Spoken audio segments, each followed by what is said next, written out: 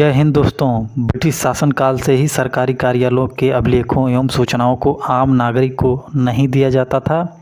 शासकीय बातें गोपनीय होती हैं तथा इनकी सूचनाएं नहीं दी जा सकती है इत्यादि बातों का अवैध लाभ शासन द्वारा लिया जाता था। इसका प्रमुख कारण था अंग्रेज़ों के समय का नियम कानून का बना होना। इसी प्रथा का चलन वर्ष 2005 तक था, जिससे भ्रष्टाचार एवं घोटाले को दबा दिया जाता था। वर्ष 2005 में सरकारी अर्ध सरकारी कार्यालय से सूचनाएं आम नागरिक को प्राप्त हों, जिससे शासन में पारदर्शिता बनी रहे। इस उद्देश्य से 2005 में सूचना का अधिकार कानून भारतीय संसद द्वारा पारित किया गया। सूचना का अधिकार से तात्पर्य है किसी भी सरकारी अर्ध सरकारी कार्यालय मंत्रालय विभाग से आवश्यक सूचना आम नागरिक को उपलब्ध कराना है। भारत का कोई भी नागरिक आरटीआई के प्रावधानों के अनुरूप सूचना मांग सकता है।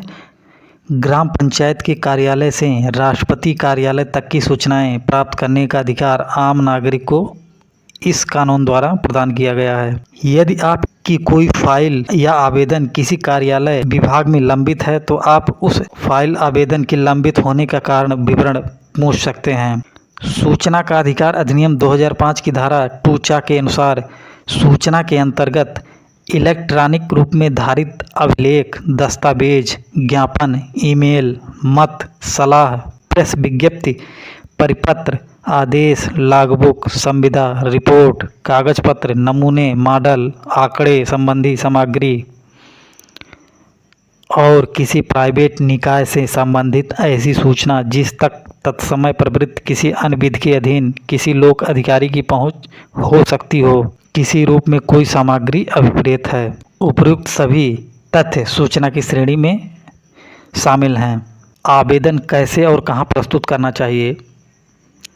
सर्वप्रथम आपको यह पता करना है कि आपको क्या सूचना चाहिए और आपकी सूचना किस विभाग, कार्यालय या मंत्रालय के पास हो सकती है। पता करने के लिए विभाग की वेबसाइट का सहारा भी लिया जा सकता है। ऐसे कार्यालय, विभाग, मंत्रालय के जन सूचना अधिकारी के समक्ष आवेदन किया जा सकता है। जो कोई व्यक्ति कोई सूचना प्राप्त करना चाहता है, एक आवेदन लिखित रूप में या इलेक्ट्रॉनिक युक्ति अर्थात वेबसाइट के माध्यम से हिंदी या अंग्रेजी में निर्धारित शुल्क का भुगतान करके आवेदन किया जा सकता है। यदि आप द्वारा मांगी गई सूचना किसी दूसरे विभाग मंत्रालय से संबंधित है तो उस विभाग मंत्रालय को धारा 6(3) के अधीन प्राप्ति के 5 दिनों के भीतर सूचना अधिकारी द्वारा भेज दिया जाएगा तथा इसकी सूचना आवेदक को भी दिया जाएगा। आवेदन का एक प्रारूप डिस्क्रिप्शन बॉक्स में उपलब्ध कराया गया है, जिसे आप डाउनलोड करके अच्छी तरह समझ सकते हैं। आवेदन प्रस्तुत करने के पश्चात कार्यवाही। सूचना के लिए आवेदन प्राप्त होने पर लोक सूचना अधिकारी 30 दिनों के भीतर सूचना उपलब्ध कराएगा या धारा 8 और धारा 9 में उल्लिखित कारणों का हवाला देते हुए आवेदन को रिजेक्ट कर देगा। यदि लोक सूचना अधिकारी 30 दिनों की अवधि के भीतर कोई जवाब नहीं देता है तो यह समझा जाएगा कि आवेदन रिजेक्ट कर दिया गया है। यदि सूचना उपलब्ध कराने के लिए अधिक शुल्क की आवश्यकता होती है तो जन सूचना अधिकारी शुल्क का विवरण, जैसे कि किस कागज़ या पत्र का कितना शुल्क लगेगा आदि विवरण उल्लिखित करते हुए शुल्क की मांग करेगा।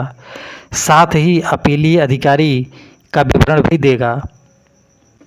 जन सूचना अधिकारी द्वारा मांगी गई फीस युक्तियुक्त होगी अर्थात अधिक नहीं होगी। ऐसे आवेदक जो गरीबी रेखा के नीचे अर्थात बीपीएल श्रेणी के व्यक्ति हैं, उन्हें किसी भी प्रकार का कोई शुल्क नहीं देना है। यदि जन सूचना अधिकारी 30 दिनों की निर्धारित समयावधि का अनुपालन करने में असफल रहता है तो वहां सूचना बिना शुल्क के उपलब्ध कराई जाएगी। यदि किसी आवेदन को रिजेक्ट कर दिया जाता है तो आवेदक को रिजेक्ट करने का कारण, अपील की समय सीमा, अपीलीय अधिकारी के बारे में सूचना देगा। सूचना उसी प्रारूप में दी जाएगी जिस प्रारूप में आवेदक द्वारा मांगा गया है।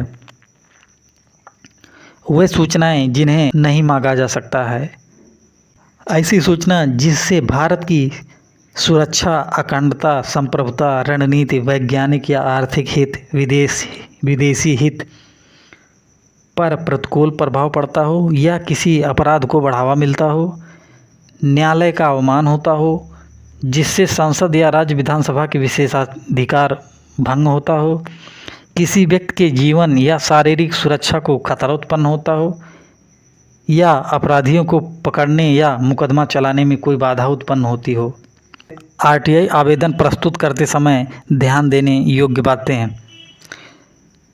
यदि सरकार द्वारा किसी अभिलेख, फाइल या पत्रावली के संबंध में कोई शुल्क निर्धारित किया गया है तो उस शुल्क का भुगतान करके ही प्रमाणित प्रति या छाया प्रति प्राप्त की जा सकेगी।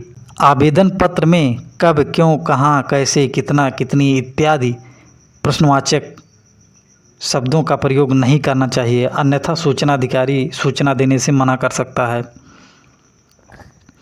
यदि जानकारी अच्छी लगी हो तो वीडियो को लाइक एवं शेयर करें। यदि चैनल पर नए हैं चैनल को सब्सक्राइब जरूर